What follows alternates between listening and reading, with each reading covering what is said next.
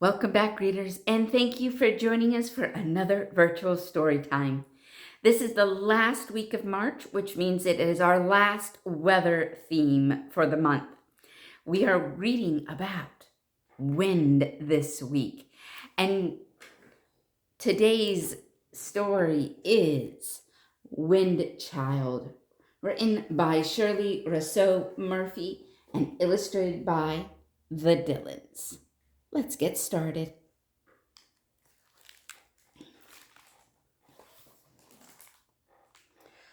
Once, long ago, a stormy wind from the east came into this land, blowing typhoons around him. He was searching for a wife. He found a girl who was not afraid of his wildness. They were wed. He built her a house of blowing branches and wind-torn cloud. They were happy there. She bore him a daughter, but then she died. The east wind put the baby in the care of an old village woman and fled back into the sky to be alone with his grief.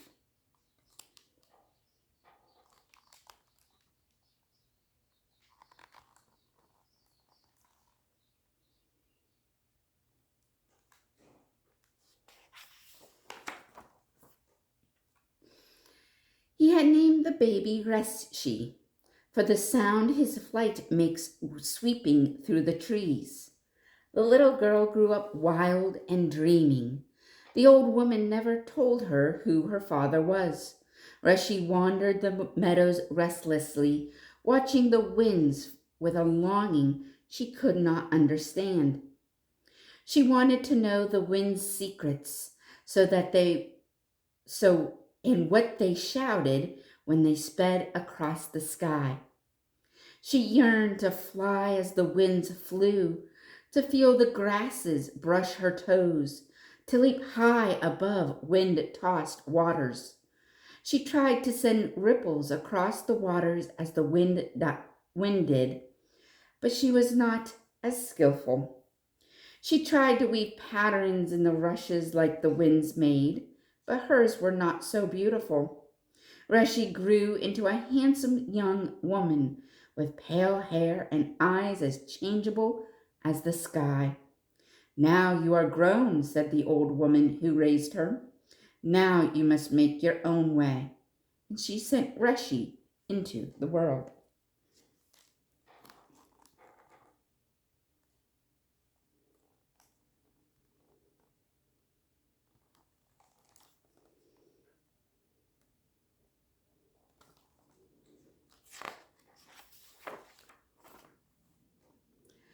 So Resshie took a cottage alone and began to weave rough cloth to earn her bread. But sitting at the loom, she would look up at the blowing winds and wish to weave beauty like theirs. "And I will," thought Resshie. She worked long and hard until her gauzy cloth seemed made of wind and storm.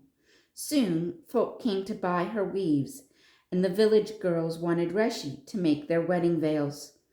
But when Resshie saw how happy the young ladies were, she wondered if she wanted a husband too, to share her future.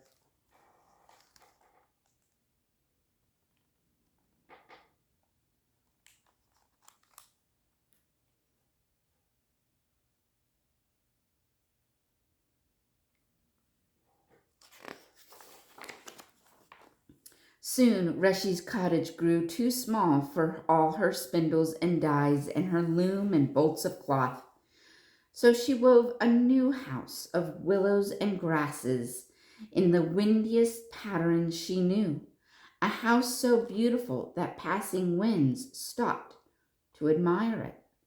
She ran to each, holding out her arms and calling, but the winds thought she was a mortal girl and would not speak to her. There was no one quite like Resshie to share with her the world's secrets. Few village men would court her. She was too wild, too childlike, too different from mortal girls. And Resshie didn't care for the village men. Those who did come were either too shy or too loud. Resshie thought if she wanted a husband, She must weave one.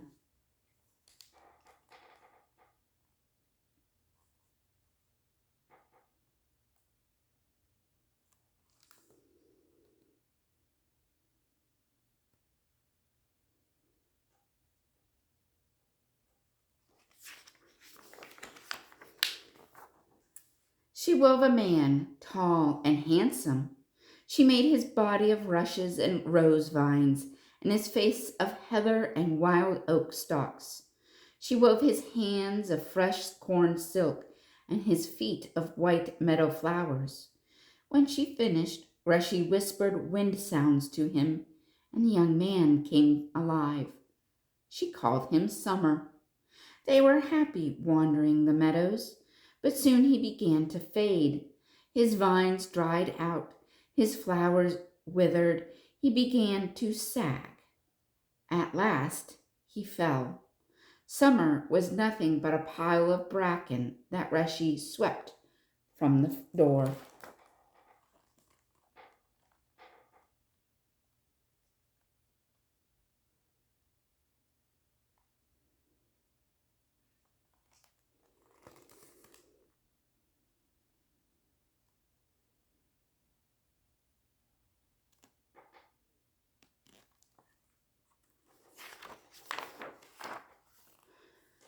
So she wove a more durable husband of sheep's wool, the feathers of gulls, and the tough silky tails of horses. She used soft rabbit skin for his cheeks and wove slivers of horses' hooves into his feet. She dressed him in clothes made from the hides of bulls. She named him Ormond, which means dragon man, for she thought that would give him strength. Ormond helped her in the garden and held her warm at night. But Ormond faded too. His bird's feathers molted, his leathers cracked and fell away. Soon Ormond also lay in a heap on the floor.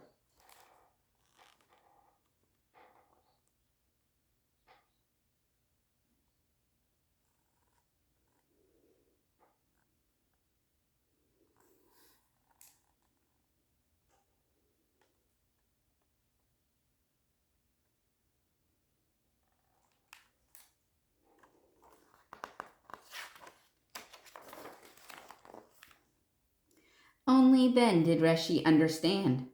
Neither Ormond nor Summer had been truly alive, not as the winds are alive or as a human is. Now in the forest wandered a hunter more handsome than the village men. Resshie wove a net of green forest leaves and carefully laid her trap, hiding it well, and she caught the hunter. His name was Clay, which means mortal. Clay thought her beautiful, but he did not want to be captive, and he yearned for his lost, free life. Resshie saw his sorrow, and she let him go.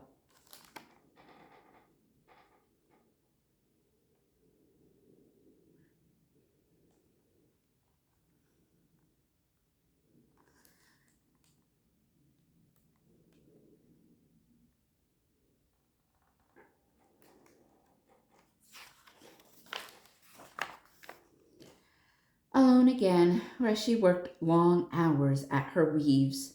They grew so beautiful that folk from far countries came to see and to buy, and all the passing winds swirled around her cottage to look. Resshie called to the winds, longing to go with each across the endless sky, but they did not take her hands or speak to her.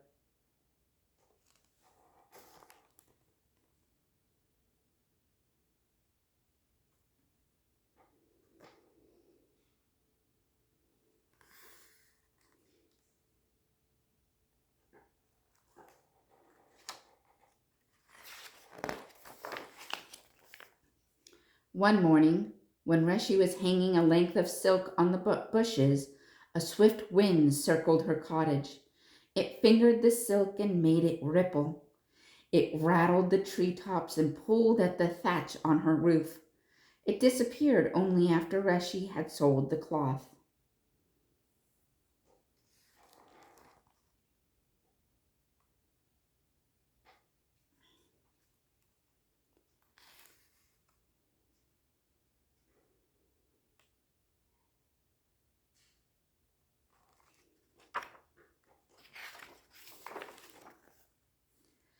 The next morning, a rap came on Resshie's door.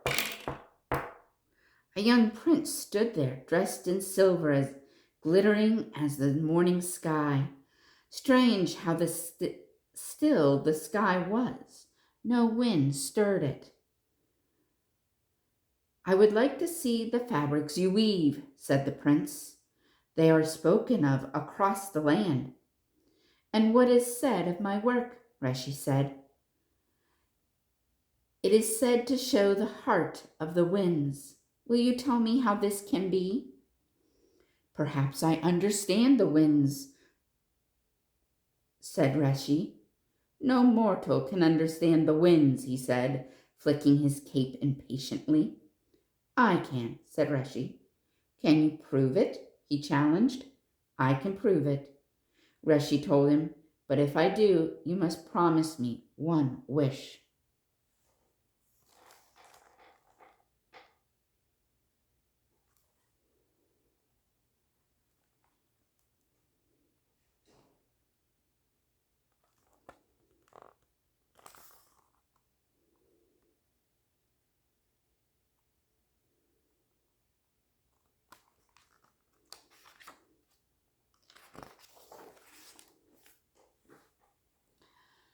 "How do you know I can grant a wish?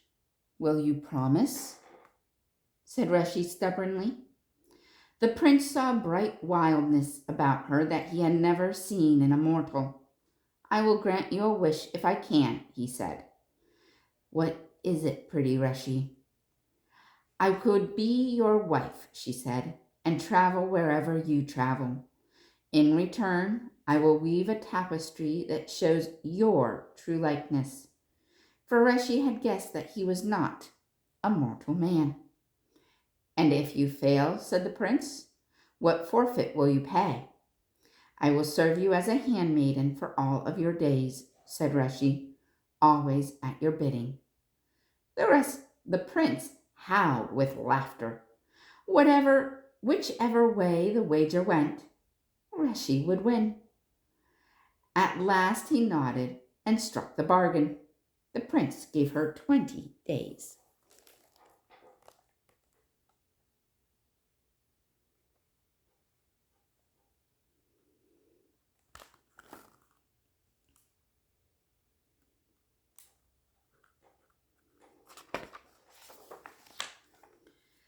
First, Resshie dyed her threads crimson and saffron and amethyst, turquoise and cerulean. Then she gathered spider webs and wound them on long spindles. She gathered poppies, wild irises, golden hairs from wild horses, and amber rushes from the river. The gathering took 5 days. When Resshie was finished, she began to weave.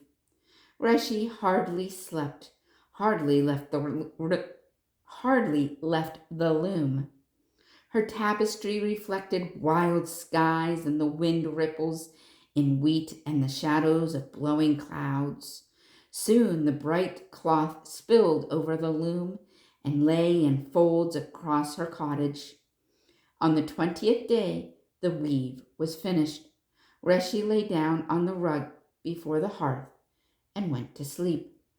The prince came just at dusk.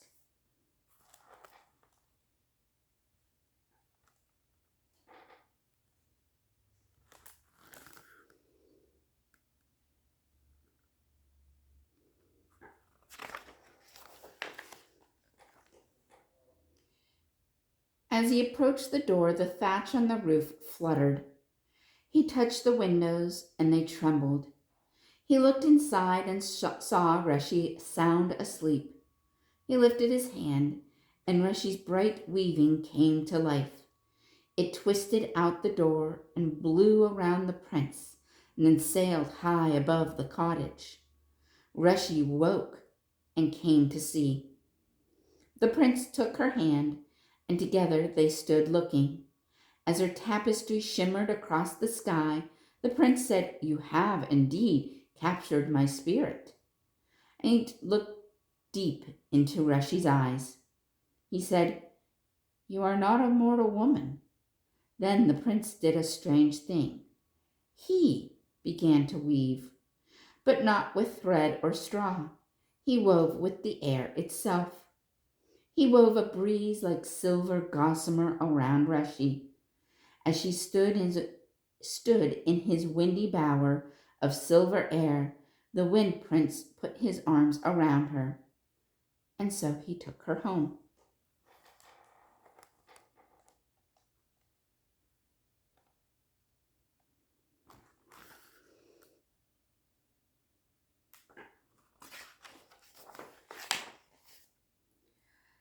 Now from the sky, Resshie and her true love weave the reeds along the world's rivers and tangle the manes of running horses. They scatter the smoke from a million fires and the petals from roses. They carry birds on silver paths and shake the limbs of trees that thrust up from our world into theirs. Now, at last, Resshie is happy.